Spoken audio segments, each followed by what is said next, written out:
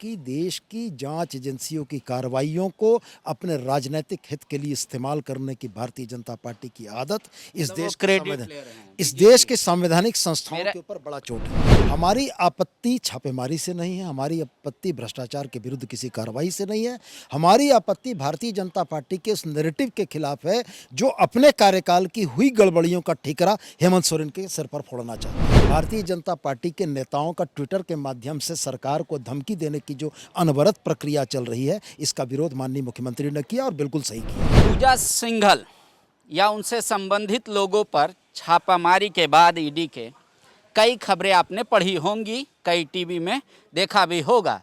JMM को इस बात को लेकर आपत्ति है कि बीजेपी इसको इस तरीके से पेंट कर रही है कि ये पूजा सिंघल पे कार्रवाई सिर्फ इस बात को लेकर हुई कि वो खनन लीज मामला से जुड़ा हुआ है और वर्तमान सरकार में भ्रष्टाचार हुआ है।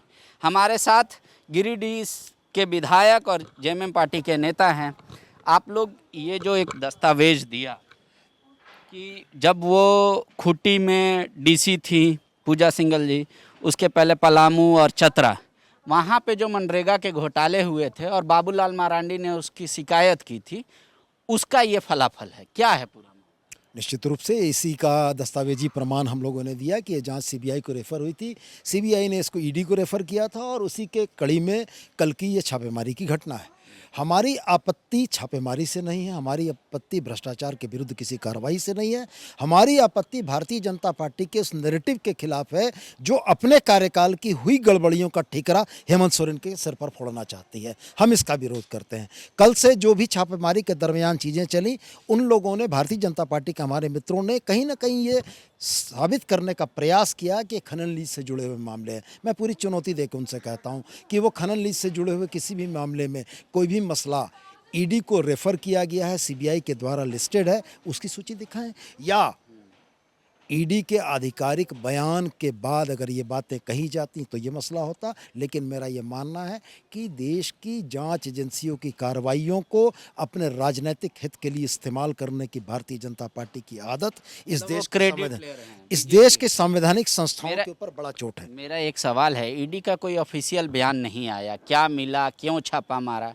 तो जेएमएम ये भी कहना सीधे तौर से कि मनरेगा से ही जुड़ा हुआ सिर्फ मामला, ये भी तो फॉल्स हो सकता है। नहीं, ये तमाम मामले जो भी आए रांची से लेकर तमाम जो मीडिया में आया, वो यही आया कि मनरेगा से जुड़े मामले में हुआ है। भारतीय जनता पार्टी के नेताओं ने इसको कलर किया या पेंट दिया कि ये चूंकि खान सचिव है इसलिए खान से जुड़ा मामला है। एक आखिरी सवाल, आज जो पार्टी के तरफ से आप लोग आधिकारिक तौर पे बयान दे रहे हैं, इससे पहले मुख्यमंत्री ने प्रोजेक्ट बिल्डिंग में कहा कि यह गिदड़ भभकी है भाजपा का, जिससे हम डरने वाले नहीं हैं।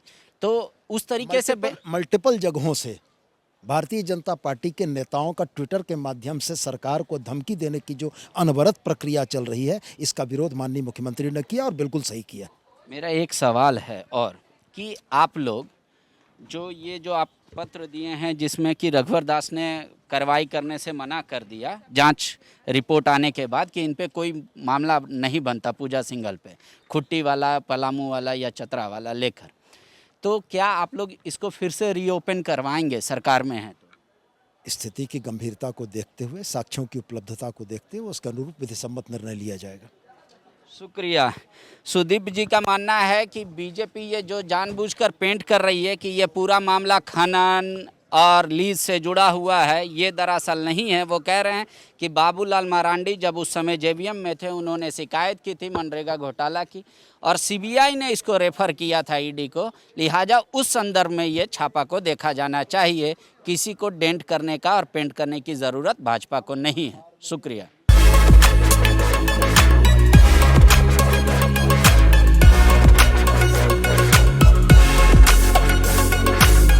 thefollowup.in. Like, share, and subscribe. www.thefollowup.in